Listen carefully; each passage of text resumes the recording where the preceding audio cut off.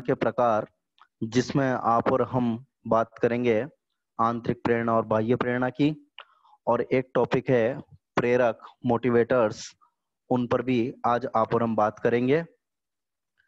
ये जो दोनों टॉपिक हैं बहुत सरल टाइप के टॉपिक हैं। ऐसा नहीं है कि अभी प्रेरणा में इनसे बहुत ज्यादा क्वेश्चन का वेटेज रहता हो या फिर ऐसा हो कि बहुत ही ज्यादा प्रश्न पूछे जाते हों, पर फिर भी सिलेबस का हिस्सा है, टॉपिक का हिस्सा है, तो हमें हर पक्ष पर ध्यान देना पड़ेगा और हमें प्रयास भी यही करना चाहिए कि कहीं भी किसी भी टॉपिक पर हम रिस्क ना लें, ज्यादा से ज्यादा कवर करने की कोशिश करें।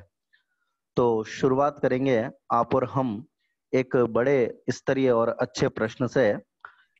स्क्रीन में शेयर नहीं कर रहा हूं, एक डायरेक्ट मैं आपसे क्वेश्चन पर चर्चा करूंगा, इसलिए प्लीज ध्यान से सुनिएगा, लिसन केयरफुली।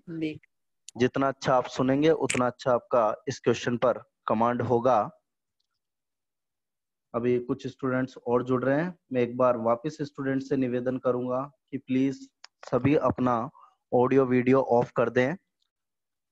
कुछ स्टूडेंट्स के ऑडियो वीडियो ऑन हैं अभी भी, प्लीज टोटली ऑफ कर दें ताकि बिल्कुल भी डिस्टरबेंस ना हो और हम आसानी से क्लास स्टार्ट कर सकें।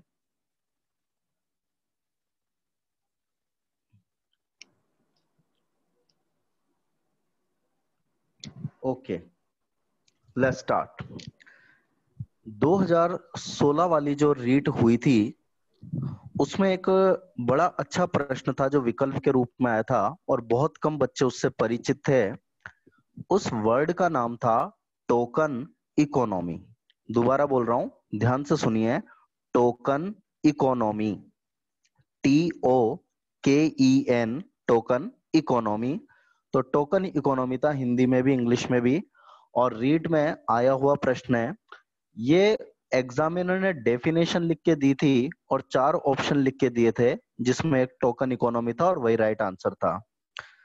बच्चों के लिए बड़ी समस्या थी कि जितनी भी उन्होंने साइकोलॉजी पढ़ रखी थी, जितने भी नोट्स, कोचिंग, किताब, गाइड सबसे स्टडी कर रखी थी, पर बिल्कुल अनएक्सपेक्टेड, अप्रत्याशित था कि यार ये क्वेश्चन कहाँ से आ गया, और टोकन इकोनॉमी तो हमने पढ़ा ही नहीं, या कहाँ से आ गया या किसने पढ़ाया। एग्जामिनर कई बार ऐसे ही मजे लेता है और एग्जामिनर का मजा बच्चों के लिए बन जाता है सजा। तो ऐसे भी प्रश्न आ जाते हैं। तो शुरुआत करते हैं टोकन इकोनॉमी से, क्योंकि इसका संबंध अभिप्रेरणा से भी है और अधिगम से भी है, और इस क्वेश्चन की बहुत क्लासिक वैल्यू है। आप विश्वास कीजिएगा कि मुश्किल से मुश्किल 100% में से मुश्किल से मुश्किल 1% बच्चे थे जो इस क्वेश्चन का आंसर दे पाए थे। और ऐसे क्वेश्चन सिलेक्शन का फैक्टर होते हैं, डिसाइडिंग फैक्टर होते हैं, क्योंकि हर कोई स्टूडेंट इन्हें नहीं कर पाता। तो जिस स्टूडेंट ने अटेम्प्ट किया और उसका आंसर राइट हुआ, तो उसे बहुत बड़ी एडवांटेज मिलती है ऐसे क्वेश्चन के माध्यम से। अब टोकन इकोनॉमी जो वर्ड है, ये वर्ड जॉन प्रियरे नामक व्यक्ति ने दिया था। जॉन प्रियरे, रिपीट कर रहा हूं मैं आपको, वर्ड है टोकन इकोनॉमी, और ये वर्ड पॉपुलर किया था जॉन प्रियरे ने। होता क्या है समझिएगा, जब आप किसी बच्चे को सिखाने के लिए, अधिगम बढ़ाने के लिए, उसकी अभिप्रेरणा बढ़ाने के लिए आप उसे व्यवहार स्वरूप कुछ पुरस्कार देते हैं या उसके व्यवहार को बढ़ाने के लिए छोटे छोटे उद्दीपन, अभिप्रेरणा देते हैं, तो उसी को कहा जाता है टोकन इकोनॉमी। आप इस शब्द से सभी अच्छी तरह परिचित हैं, बस दिक्कत यह है कि आप इसे एग्जाम्पल से लिंक नहीं कर पाते। अभी मैं आपको एग्जाम्पल दूंगा, बहुत आसानी से समझ में आएगा। आप सब, हम सब प्रैक्टिकल लाइफ में इसका यूज करते हैं और साइकोलॉजी में भी इसका बड़ा इफेक्टिव यूज किया जाता है। अब कैसे यूज किया जाता है देखिएगा, सुनिएगा। जैसे फॉर एग्जाम्पल, जब हम अमेजोन से शॉपिंग करते हैं या क्रेडिट कार्ड से शॉपिंग करते हैं, या मान लीजिए आप बिग बाजार वगैरह, रिलायंस स्मार्ट वगैरह में गए। फॉर एग्जाम्पल, मान लीजिए आपने 5,000 की शॉपिंग करी। हालांकि लॉकडाउन ने आपके शॉपिंग के सारे सपने तोड़ दिए, पर फिर भी मान लीजिए, इमेजिन करिए, इमेजिन करके खुश हो लेना चाहिए। इसमें क्या होता है, इमेजिनेशन करने से शॉपिंग भी हो जाती है और पैसे का खर्चा भी नहीं आता। तो इमेजिन करो सभी, मान लीजिए आपने 5,000 की बिग बाजार से शॉपिंग करी, उसने आपको शॉपिंग करने पर एक वाउचर दिया। उसमें लिखा था कि आपको जुलाई तक इसमें 700 पॉइंट दिए जाते हैं और अगली बार जब आप शॉपिंग करने आएंगे तो आपको 700 पॉइंट के बदले 700 रुपए की छूट मिल जाएगी अगली शॉपिंग पर। तो वो जो वाउचर है वो टोकन इकोनॉमी का काम कर रहा है। और सरलता से समझिए, फॉर एग्जाम्पल जैसे आप और हम स्विगी से जोमेटो से ऑर्डर करते हैं या मान लीजिए क्रेडिट कार्ड से या डेबिट कार्ड से शॉपिंग करते हैं तो कुछ पॉइंट्स मिलते हैं और फिर लिखा आता है कि बुक माई शो पर या अमेजोन पर या स्विगी पर आप इन पॉइंट्स को रिडीम करके आप अगली शॉपिंग कर सकते हैं। तो वो जो पॉइंट्स हमारे ऐड होते हैं वो वाउचर हमारे को जो मिलते हैं वो टोकन के रूप में मिलते हैं, पुरस्कार के रूप में मिलते हैं कि भाई हमने ये शॉपिंग करी तो हमें वो टोकन मिल गया। अब वो टोकन अपने को क्या कर रहा है, अगली बार शॉपिंग करने के लिए, अगला ऑर्डर देने के लिए मोटिवेट कर रहा है।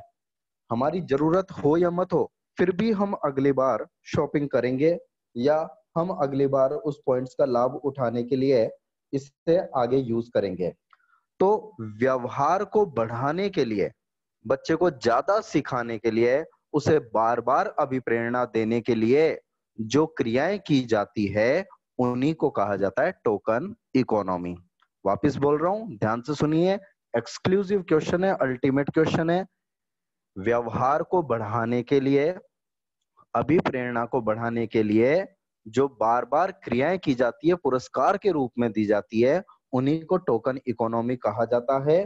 और टोकन इकोनॉमी जो शब्द है इसका सर्वप्रथम प्रयोग साइकोलॉजी में किया था जॉन प्रियरे नामक व्यक्ति ने। किसने?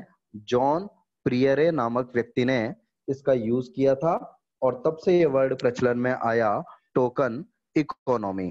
तो आप सभी ध्यान रखिएगा, टोकन इकोनॉमी। अब आपके सामने ये स्क्रीन है जिसमें सामने ही सामने एक शब्द लिखा हुआ है, वो है प्रेरक। बोले तो मोटिवेटर या प्रेरक। मोटिव भी वर्ड यूज किया जाता है और मोटिवेटर वर्ड भी यूज किया जाता है प्रेरक के लिए।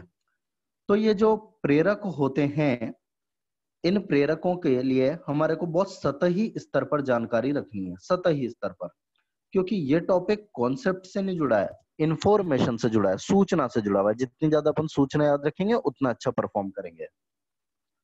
तो प्रेरक के लिए जब बात की जाती है तो ध्यान रखिए, ऐसे कारक जो किसी भी कार्य को करने के लिए प्रेरित करते हैं प्रेरक कहलाते हैं। सबसे पहले क्वेश्चन आ चुका है एग्जाम में, ग्रेड सेकंड में आया हुआ क्वेश्चन है मैस्लो और गेरेट का वर्गीकरण, कि मैस्लोव के अनुसार प्रेरक बताइए।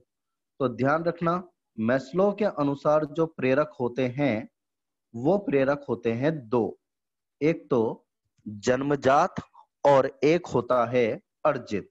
एक तो जन्मजात और दूसरा होता है अर्जित। इन्हें इनेट भी बोला जाता है और एक्वायर्ड भी बोला जाता है। इनेट भी बोला जाता है और एक्वायर्ड भी बोला जाता है।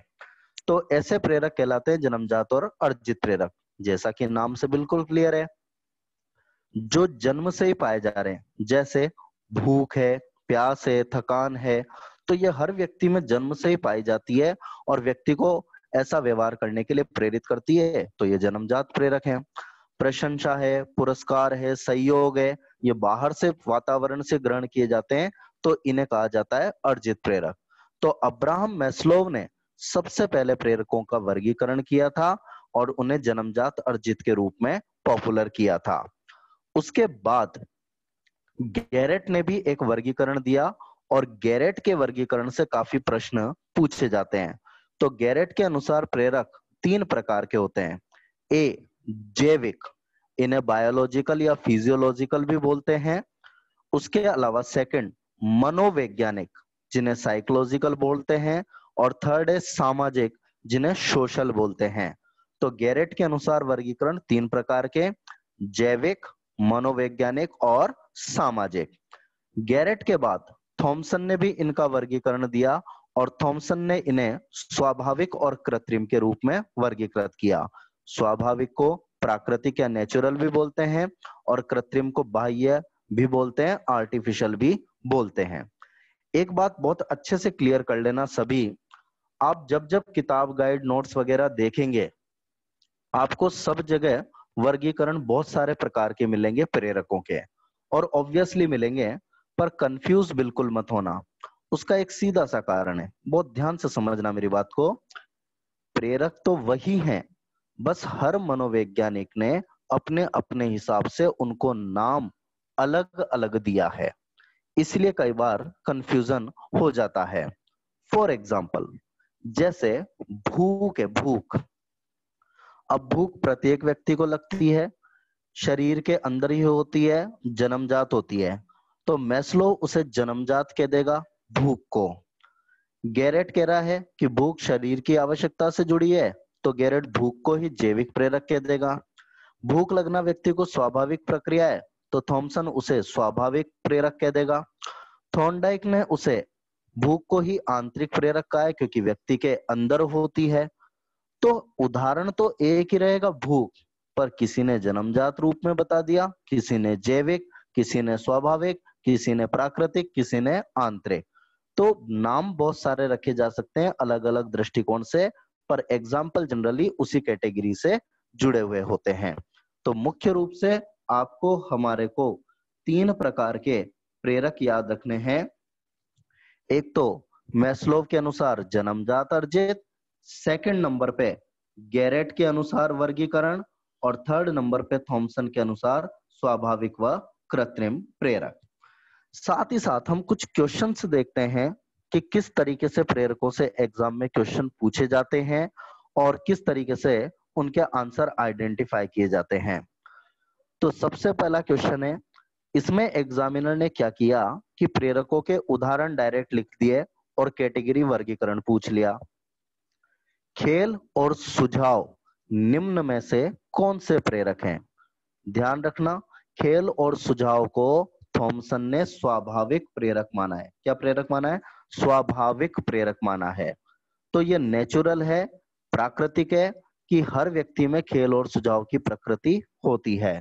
तो ध्यान रखिएगा, गैरेट के अनुसार तो जैविक, मनोवैज्ञानिक, सामाजिक, और थॉमसन ने इसे बोला है स्वाभाविक व कृत्रिम। तो स्वाभाविक प्रेरक में रखा जाता है खेल और सुझाव को। पर नोट्स में मैंने 3 चीजें और ऐड कर रखी है, ये इसलिए ताकि आपको स्वाभाविक प्रेरक के सारे उदाहरण याद रहें। सहानुभूति हो, स्नेह हो, अनुकरण हो, ये भी स्वाभाविक प्रेरक की श्रेणी में आते हैं। मतलब अब हम इनडायरेक्टली कह सकते हैं कि थॉमसन ने जो स्वाभाविक प्रेरक बताए हैं उसके उदाहरण है खेल, सुझाव, सहानुभूति, स्नेह और अनुकरण। और ध्यान रखना, ये व्यक्ति के स्वभाव में होते हैं, व्यक्ति के नेचर में ही होते हैं, इसलिए इन्हें स्वाभाविक प्रेरक की संज्ञा दी जाती है। और मेनली 3 एग्जाम्पल याद रखना जो सबसे ज्यादा भारत और राजस्थान की शिक्षक भर्ती परीक्षाओं में पूछे गए हैं। खेल, सुझाव, अनुकरण। खेल, सुझाव, अनुकरण। सेकंड क्वेश्चन पे आइए, निम्न में से कौन सा सामाजिक प्रेरक का उदाहरण है? किसी की नॉलेज में हो तो प्लीज आंसर दीजिए मुझे। क्वेश्चन नंबर सेकंड, निम्न में से कौन सा सामाजिक प्रेरक का उदाहरण है? गैरेट ने बताए थे सामाजिक प्रेरक, तो कौन सा सामाजिक प्रेरक का उदाहरण है? यस, वेरी गुड, रेस्पॉन्स आता जा रहा है। लक्ष्मणलाल जी ए, मोनिका सी, कुसुम C, Mahavir Gujar A, Renu Jain ji C, Hemlata Chauhan C, Kirti, Priya Patidar D, okay, Rajkumar ji A, Nisha C, very good, सभी सक्रिय सदस्य हैं, रेस्पॉन्स देते जा रहे हैं। Very good, very good. B B B वाले काफी सारे समर्थक हैं, सबका ध्यान ही सुख दुख पे जा रहा है, ये कोरोना ने सबको सुख दुख सिखा दिया है। ठीक है, ओके, मैक्सिमम का रेस्पॉन्स आ चुका है। हाँ, लगभग करीब 55 जनों ने आंसर दे चुके हैं। गुड, चलिए आंसर की तरफ बढ़ते हैं। राइट आंसर जो है वो बी नहीं है। हाँ, पेशेंस रखो, बी नहीं है। तो फिर आंसर ए है क्या? ये भी नहीं है। हाँ, ये आंसर दोनों नहीं है और इसका राइट आंसर है वो है सी।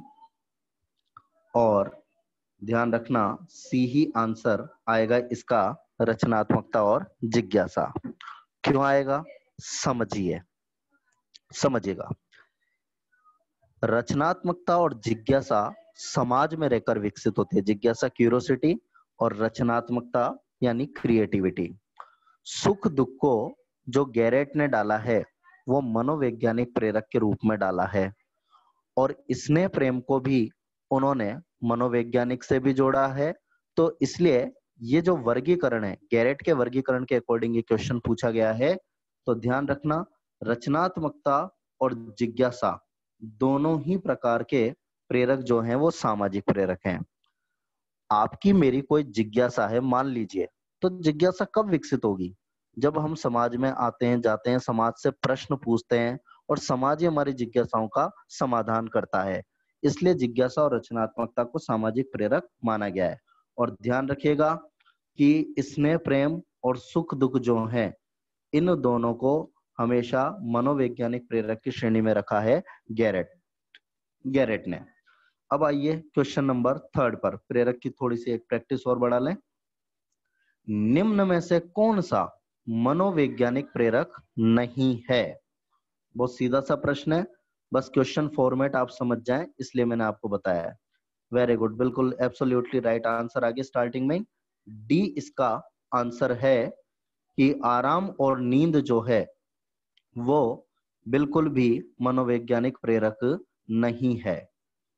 तो डी इसका करेक्ट आंसर है। मैक्सिमम स्टूडेंट ने स्टार्टिंग में सही आंसर दे दिया और दिख भी रहा है, क्योंकि आराम और नींद जो है वो हमारी जैविक आवश्यकता से, शारीरिक आवश्यकता से जुड़ी हुई है। तो ये मनोवैज्ञानिक प्रेरक नहीं है, ये शारीरिक आवश्यकता से जुड़ा हुआ है। भय, क्रोध, प्रेम और सुख दुख ये मनोवैज्ञानिक प्रेरक हैं और मनोवैज्ञानिक प्रेरक वो होते हैं जिन्हें परिस्थितियों की वजह से उत्पन्न किया जा सके, यानी ऐसा साइकोलॉजिकल एनवायरनमेंट बनाकर भी ऐसे प्रकार के प्रेरक को उत्पन्न किया जा सकता है। तो वो सारे के सारे मनोवैज्ञानिक प्रेरक में आते हैं। तो आराम नींद जैविक प्रेरक का हिस्सा है, इसलिए वो इसमें नहीं आएंगे और राइट आंसर डी ही रहेगा। तो कुल मिला के बहुत छोटा सा सेक्शन है, आपको ज्यादा वेटेज नहीं देना एग्जाम के हिसाब से। और मैं आपसे फिर कह रहा हूं, इस पूरी यूनिट में ध्यान से सुनिएगा, पूरी यूनिट में 2 टॉपिक सबसे ज्यादा महत्वपूर्ण है, एग्जाम ओरिएंटेड है।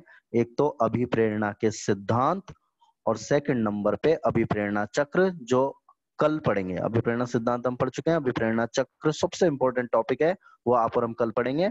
पर बीच बीच में थोड़ी सी भूमिका में ध्यान रखना है प्रेरक और अभिप्रेरणा के प्रकार।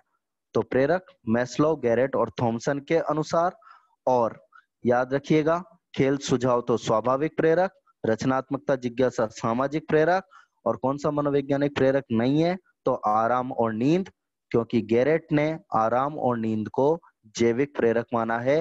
भय, क्रोध, प्रेम, सुख, दुख ये सारे के सारे जितने भी प्रेरक हैं ये सब मनोवैज्ञानिक प्रेरक हैं। ओके, चलिए नेक्स्ट स्क्रीन की तरफ चलते हैं। अब आते हैं हम अभिप्रेरणा के प्रकार पर। एक प्रश्न से ही शुरुआत होगी, इसकी भी बड़ा चर्चित प्रश्न है और लगभग 5-6 बार एग्जाम में आ चुका है। और चर्चित इसलिए है क्योंकि हर बार एक ही फॉर्मेट में ये क्वेश्चन आता है। सेकंड ग्रेड में, फर्स्ट ग्रेड में, सीटेट में भी आ चुका है और थर्ड ग्रेड में भी आ चुका है, और हमेशा जब भी आए एक ही फॉर्मेट, एक ही ऑप्शन में आया है। तो इसलिए आपको इस क्वेश्चन पर ध्यान देना है। और ये क्वेश्चन जो है अभिप्रेरणा के प्रकार से जुड़ा हुआ है। ध्यान से सुनिए, ध्यान से पढ़िए, देखिए। यदि आप किसी विद्यालय में शिक्षक हैं तो बालक को अभिप्रेरित करने के लिए कौन सा तरीका नहीं अपनाएंगे? मान लीजिए आप किसी स्कूल में टीचर हैं, मान लीजिए, हाँ ज्यादा खुश मत हो, मानना है बस। दुनिया में आधी समस्या मानने से ही सॉल्व हो जाती है, मान लिया करो बस। गणित वाले जैसे आसानी से मान लेते हैं तो बहुत कुछ आसान हो जाता है उनके लिए। यस, देखिए इसमें कितने भी ऑप्शन आए, कैसे भी लिखे आए, पर जब भी मतलब 6 बार एग्जाम में आया हुआ क्वेश्चन है और हमेशा यही ऑप्शन आया है, प्रशंसा व पुरस्कार का प्रलोभन देना। आपको मेरे को पढ़कर लगता है, सुनकर लगता है कि प्रशंसा और पुरस्कार देने को क्यों मना किया जा रहा है मोटिवेशन में। अगले ने ये नहीं पूछा कि कौन सा तरीका अपनाएंगे, अगले ने पूछा है कौन सा तरीका नहीं अपनाएंगे।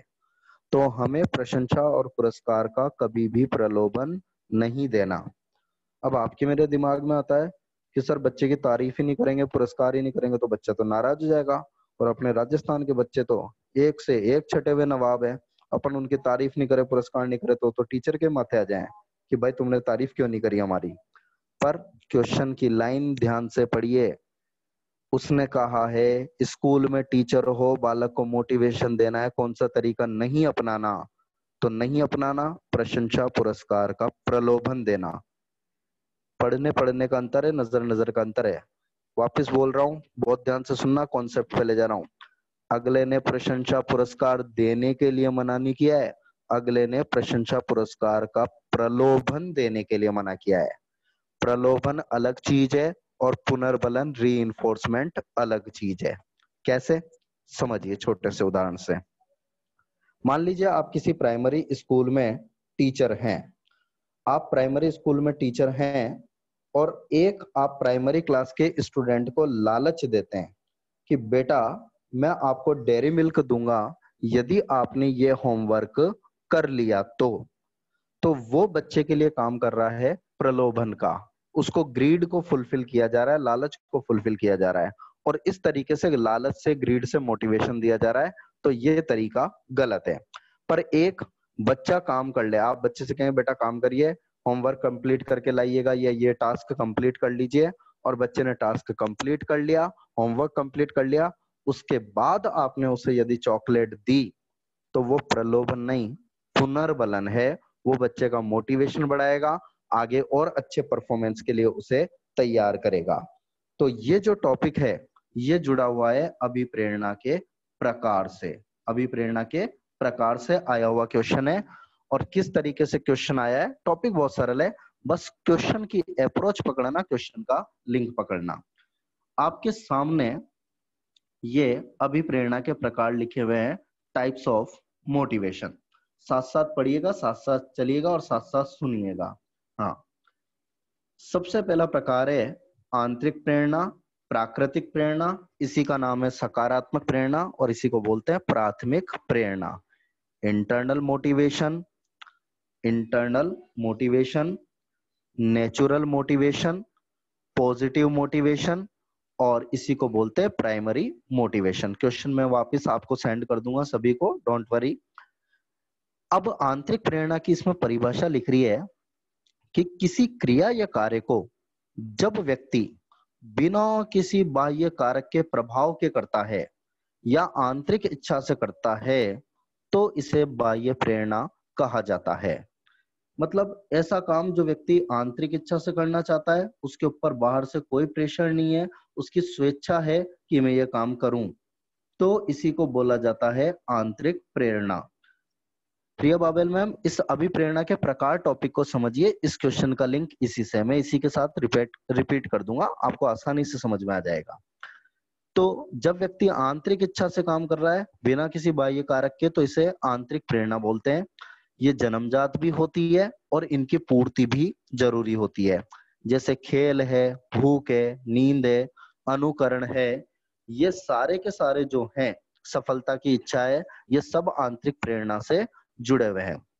मान लीजिए जैसे रीट की तैयारी की बात आती है, ना एग्जाम की डेट का पता, ना आपको अन्य पक्षों का पता, और फिर भी आप रीट की स्वेच्छा से तैयारी कर रहे हैं कि हाँ हमें तो तैयारी करनी है, चाहे डेट कभी भी हो, चाहे लॉकडाउन कैसा भी हो, चाहे कोई और माध्यम हो या मत हो।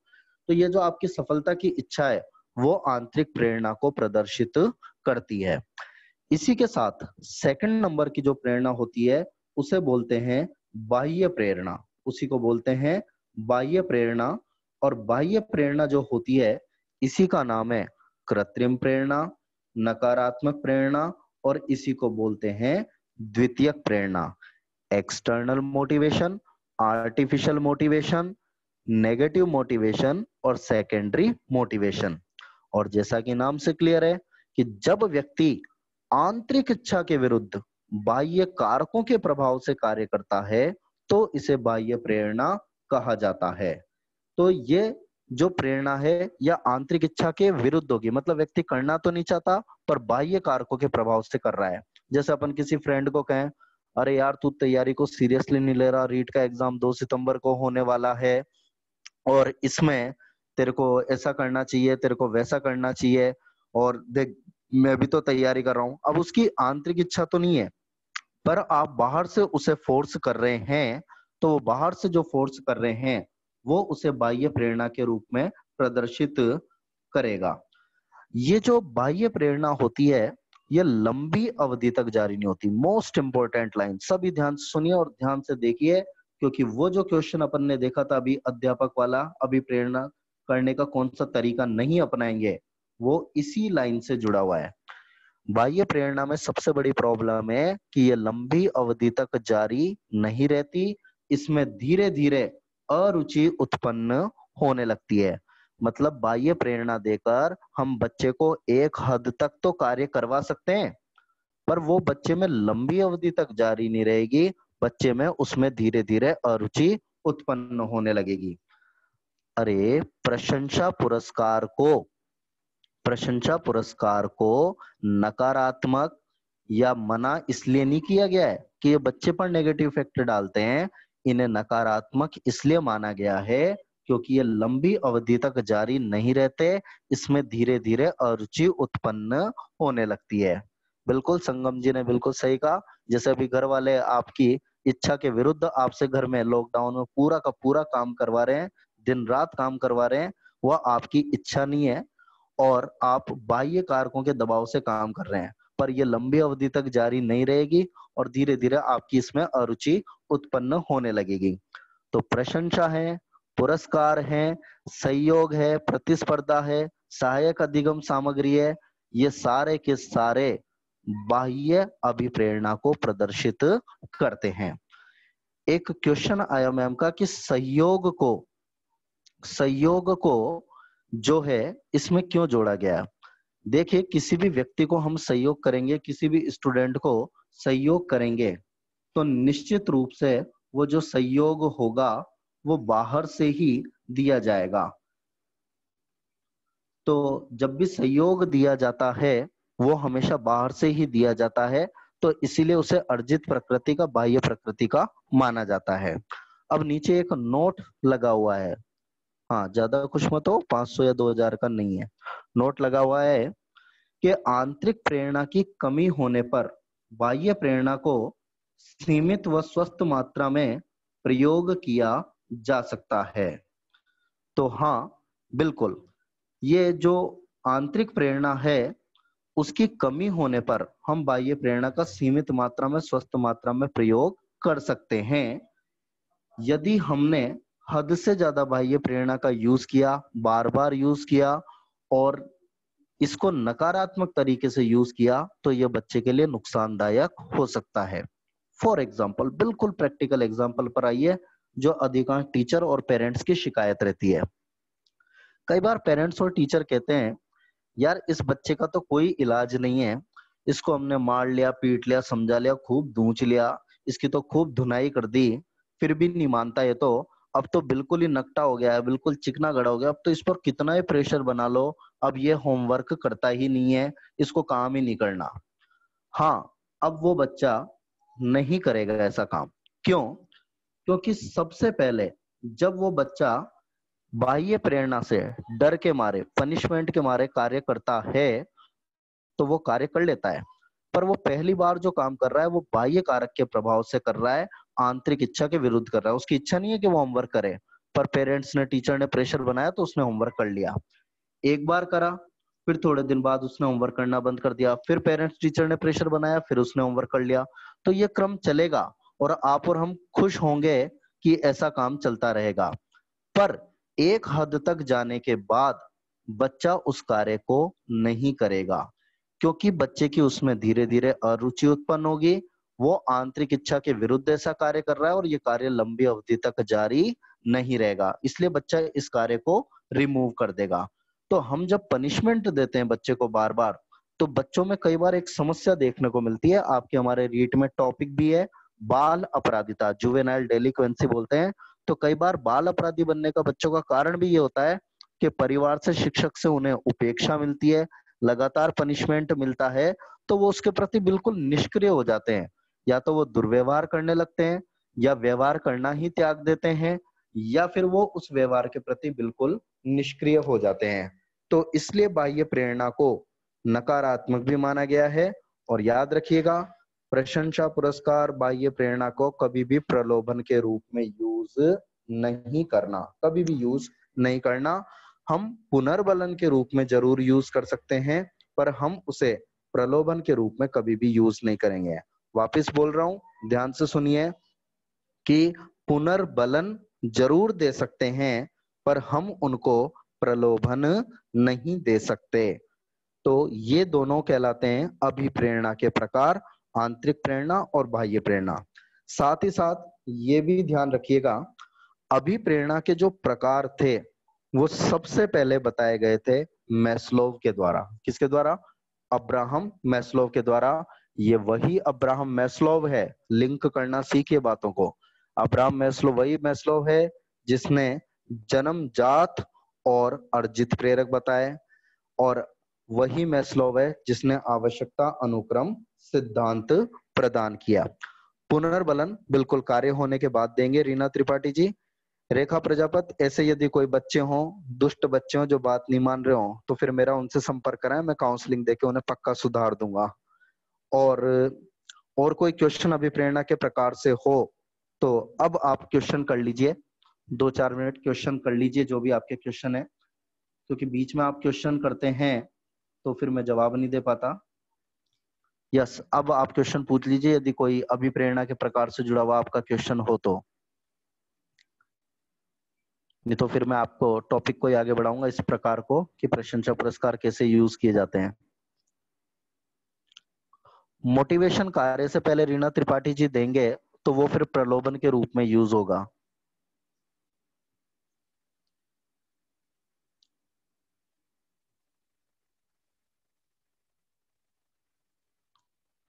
खेल के साधन बाह्य प्रेरणा में आएंगे निक्की नामा जी।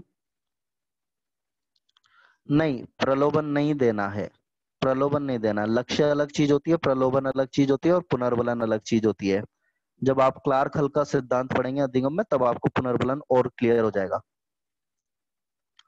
आसानी से होता है सर सॉल्यूशन, कोई बड़ी बात नहीं है ये। बिल्कुल मैं आपको, क्योंकि बेसिकली मेरा प्रोफेशन साइकोलॉजिस्ट और काउंसलिंग से जुड़ा हुआ है, मैं हर सप्ताह ऐसे काफी सारे केसेस टैकल करता हूँ साइकोलॉजिकल काउंसलिंग में, तो मैं आसानी से आपको सहयोग कर दूंगा कि किस तरीके से इन बच्चों को टैकल किया जाता है। पर वो बिल्कुल एक डिफरेंट चीज है और उसके लिए ज्यादा समय चाहिए, क्योंकि बच्चे की पहले केस स्टडी करनी पड़ती है।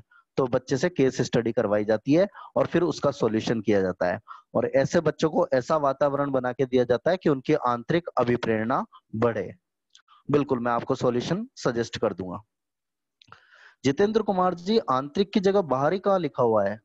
ऐसा तो नहीं लिखा हुआ यार, आपने 2 बार मैसेज डाला पर ऐसा तो कहीं नहीं लिखा हुआ।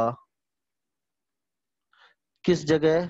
एक बार मेरे को फोकस करके, सेकंड नंबर में, किसी क्रिया या कार्य को जब व्यक्ति बिना किसी बाह्य कारक के प्रभाव से करता है या आंतरिक इच्छा से करता है तो इसे बाह्य प्रेरणा। Okay okay, got it, yes absolutely right. हाँ, ये मिसप्रिंट हो रहा है, बाह्य प्रेरणा कहते हैं, तो आंतरिक प्रेरणा ही आएगा। ऑब्वियसली आंतरिक प्रेरणा की डेफिनेशन है, नेचुरल अंडरस्टूड है, आंतरिक प्रेरणा ही आएगा। Okay, done done. नोट वाली लाइन रिपीट कर देता हूं मैं। आंतरिक प्रेरणा यदि किसी बच्चे में कम हो तो बाह्य प्रेरणा का सीमित मात्रा में, स्वस्थ मात्रा में प्रयोग कर लेना चाहिए। तो जैसे किसी बच्चे में इंटरनल मोटिवेशन कम लग रहा हो तो थोड़ा सा एक्सटर्नल मोटिवेशन दे देना चाहिए, पर ज्यादा नहीं देना चाहिए, क्योंकि अति सर्वत्र वर्ज्य, ज्यादा देंगे तो ओवरफ्लो हो जाएगा। बस लिमिटेड मात्रा में दे देना चाहिए। चलिए अब थोड़ा सा सेक्शन को आगे बढ़ाते हैं। एक बड़ा और अच्छा क्वेश्चन आता है। यस निक्की नामा जी, एक क्वेश्चन आया है आपका कि सर किसी और की सफलता देखकर भी तो इंसान सफलता की इच्छा रखता है, तो ये आंतरिक कैसे हुआ? मैम, सफलता की इच्छा उसमें आंतरिक ही है, ये उसी में आंतरिक इच्छा है, इसलिए आंतरिक प्रेरणा में ही आएगा। फॉर एग्जाम्पल मेरी बात सुनिएगा कि जैसे हाँ, मान लीजिए कोई आईएएस ऑफिसर बन गया, हम सोसाइटी के 100 लोगों ने देखा कि यार ये तो बंदा आईएएस ऑफिसर बन गया। हो सकता है आप में मोटिवेशन जागे कि मैं भी आईएएस की तैयारी करूं, और हो सकता है 90 लोग अवॉइड करें कि यार अपने तो बस की बात ही नहीं आईएएस की तैयारी करना, अपन कहाँ आईएएस बनेंगे, और आईएएस बन के करना क्या, अपन तो जाएं जैसे हैं, ठीक है। तो बाह्य से कितनी अच्छी अभिप्रेरणा हो, पर यदि उसके अंदर ही इच्छा नहीं होगी कि मैं आईएएस की तैयारी करूं, तो फिर वो उसके लिए कोई मायने नहीं रखती। तो ध्यान रखना, कोई और भी सफलता का उदाहरण बन रहा हो, पर जब तक आंतरिक इच्छा से और आंतरिक सफलता नहीं होगी, आंतरिक इच्छा नहीं होगी, तब तक वो कार्य नहीं करेगा। इसलिए सफलता की इच्छा को आंतरिक प्रेरणा में रखा है। Yes Rajkumar ji, अभिप्रेरणा token economy में बिल्कुल संबंध है, और वो 100% इसी चीज से जुड़ा हुआ है, क्योंकि जो टोकन इकोनॉमी बढ़ाई जाती है वो मोटिवेशन देने के लिए ही बढ़ाई जाती है। यस, रतन स्मृति भी मोटिवेशन के अंतर्गत ही आती है मास साहब। चलिए मैं थोड़ा सा टॉपिक को और आगे बढ़ाता हूं। अब बात आती है लास्ट में कि अभिप्रेरणा के प्रकार हुए, प्रेरक हुए। अब बात आती है कि फिर बच्चे को प्रशंसा पुरस्कार कैसे दिए जाएं। प्रलोभन तो देना नहीं है, और देना तो है, तो किस तरीके से दें। तो ध्यान रखिएगा, कुछ शब्द सुनिएगा मेरे से, बहुत ध्यान से सुनिएगा। एक तो शब्द है तात्कालिक, इमीजिएटली जिसे बोलते हैं, इमीजिएटली, तात्कालिक। सेकंड वर्ड सुनना, सेकंड वर्ड है पुनरावृत्ति न होने देना, रिपीटेशन न होने देना। और थर्ड वर्ड है विविधता, डाइवर्सिटी लाना, विविधता डाइवर्सिटी लाना। और फोर्थ है सूटेबल, यानी उपयुक्त स्तर का होना। तो जब भी हम प्रशंसा पुरस्कार का यूज करें क्लासरूम कंडीशन में, प्रैक्टिकल क्लासरूम कंडीशन के लिए भी समझना और थ्योरी के लिए भी समझना, जब भी हम क्लासरूम कंडीशन में प्रशंसा पुरस्कार का यूज करें तो विविधता वाला होना चाहिए, स्तर के उपयुक्त होना चाहिए, उनकी बार बार पुनरावृत्ति नहीं होनी चाहिए, और तात्कालिक होना चाहिए। कैसे, एग्जाम्पल से समझाता हूं आपको। मान लीजिए कोई टीचर क्लास ले रहा है, उसने क्लास में एक सिंपल सा क्वेश्चन किया कि 2+2, बच्चे ने उत्तर दे दिया और टीचर ने कहा वेरी गुड। फिर टीचर ने सेकंड क्वेश्चन पूछा कि बेटा 4+4, एक और बच्चे ने आंसर दे दिया, बच्चे के लिए टीचर ने वापस कहा एक्सीलेंट आंसर, वेरी गुड। फिर टीचर ने तीसरा क्वेश्चन पूछा कि बेटा 129+194, एक बच्चे ने फास्ट कैलकुलेट करके उत्तर दे दिया, टीचर ने कहा गुड। फिर टीचर ने एक और क्वेश्चन पूछा कि 384+599, एक बच्चे ने और अच्छे कैलकुलेट करके दे दिया, टीचर ने फिर कहा गुड। लास्ट में आते आते टीचर सभी पर प्रतिक्रिया देता है और ज्यादातर गुड, वेरी गुड वर्ड का यूज करता है। क्लास खत्म होती है और सारे बच्चे एंड में मिलके कहते हैं इन सर को गुड के अलावा कुछ नहीं आता क्या। समझना बात को, टीचर सरल क्वेश्चन पे भी वही प्रतिक्रिया दे रहा है जो जटिल क्वेश्चन पर दे रहा है। तो इससे बच्चे का मोटिवेशन बढ़ेगा नहीं, घटेगा। एक बच्चा 2+2=4 आंसर दे रहा है, तब भी टीचर वेरी गुड कह रहा है, और एक बच्चा बहुत टिपिकल कैलकुलेशन करके फास्ट आंसर दे रहा है, तब भी टीचर गुड कह रहा है। तो जो इंटेलिजेंट बच्चा है, जो बहुत अच्छी कैलकुलेशन कर रहा है, उस बच्चे का मोटिवेशन लो होगा कि यार सर उसको भी वही कह रहे हैं, मेरे को भी ये कह रहे हैं, अगली बार से मैं आंसर ही नहीं दूं, जा भाड़ में, अगली बार आंसर नहीं दे रहा मैं, क्योंकि सर तो मेरे को एक जैसा ही समझते हैं। तो बच्चे में डिफरेंस तब आता है जब बच्चे को प्रतिस्पर्धा महसूस होती है, जब बच्चे को प्रशंसा स्तर के उपयुक्त मिलती है। तो सबसे पहली बात ध्यान रखना कि प्रशंसा में स्तर जरूर देखना चाहिए कि बच्चे का क्वेश्चन का आंसर कैसा है, बच्चे की गतिविधि कैसी है, उसी के अनुरूप हम उसे प्रशंसा या पुरस्कार दें। दूसरे नंबर पे कई बार ऐसा भी होता है कि प्रशंसा में, पुरस्कार में विविधता होनी चाहिए।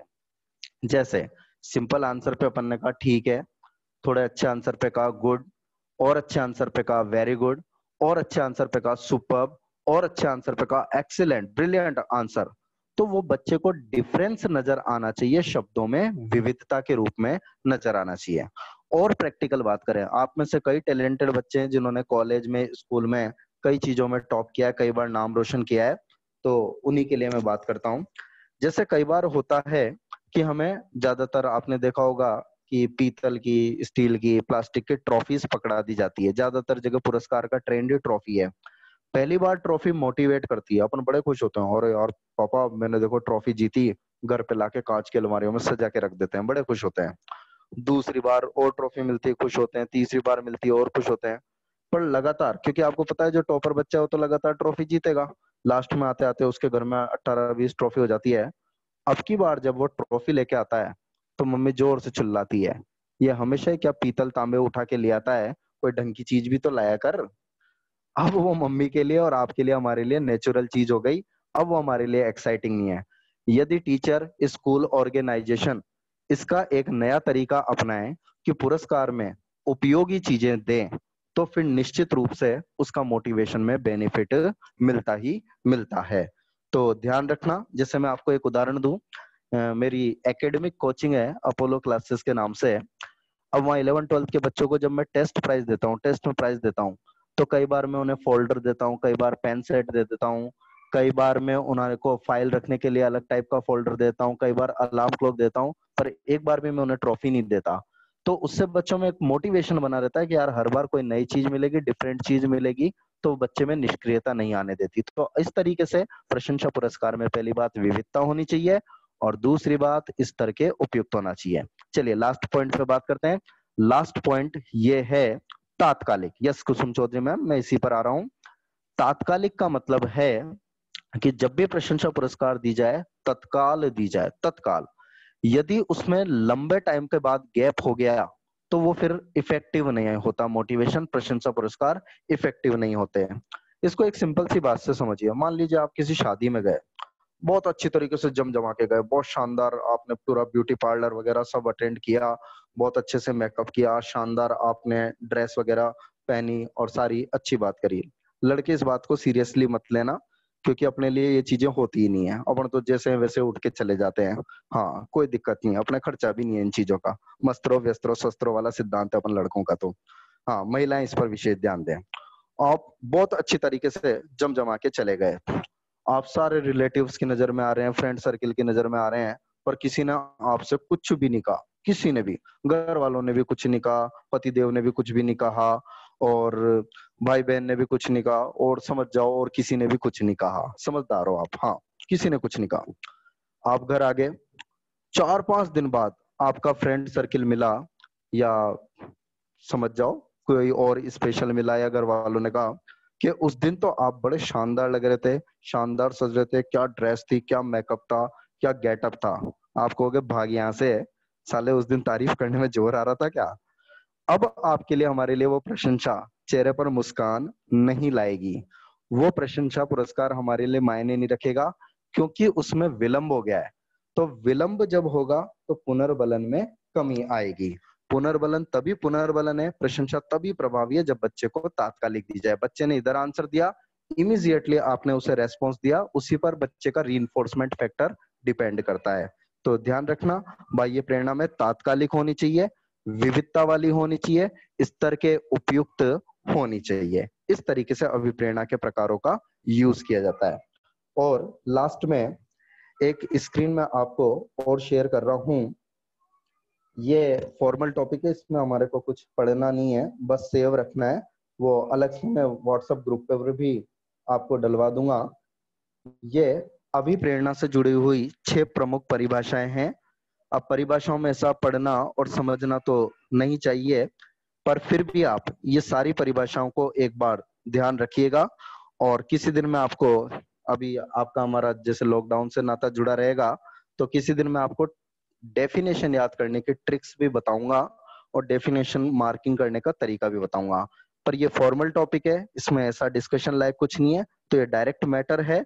आप चाहें तो सेव कर लीजिए, या फिर मैं आपको व्हाट्सएप ग्रुप में अलग से नंबर पर भी डाल दूंगा।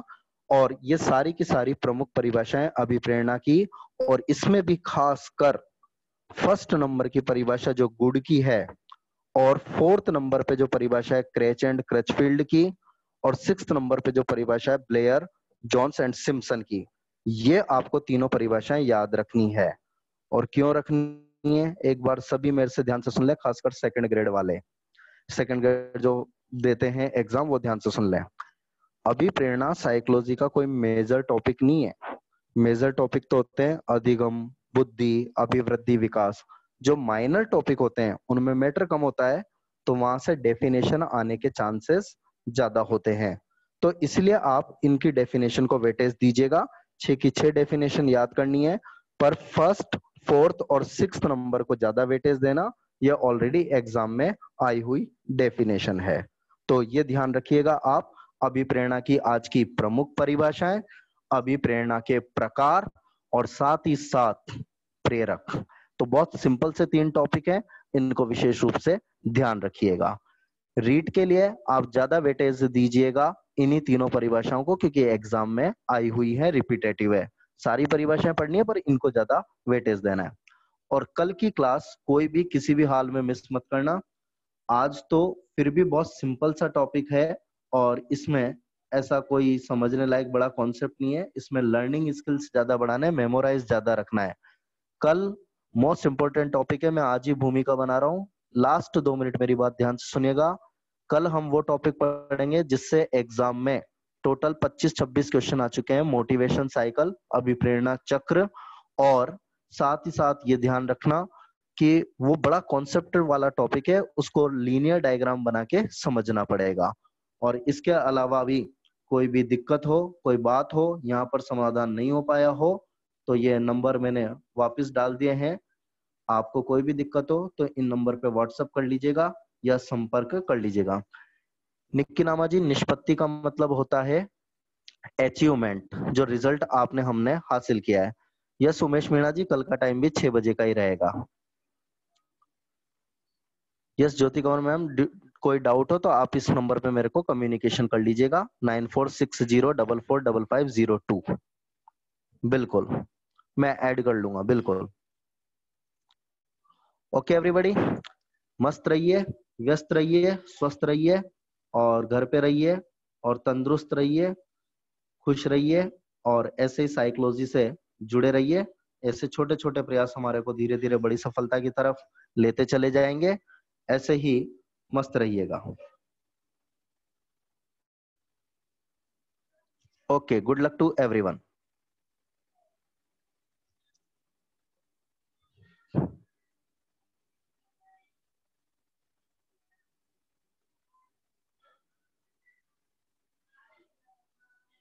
Good evening sir. Good evening sir. Yes sir, class end कर दीजिए सर। सर कल एक रिवीजन करवाने का कुछ आपने। यस सर, यस सर, पहले टॉपिक कंप्लीट कर लें सर एक बार, फिर उसके बाद यस सर, इनकी बात कल रखी 6 जाएगी। o'clock yes sir, 6 o'clock done. Same time done sir. Okay sir, okay.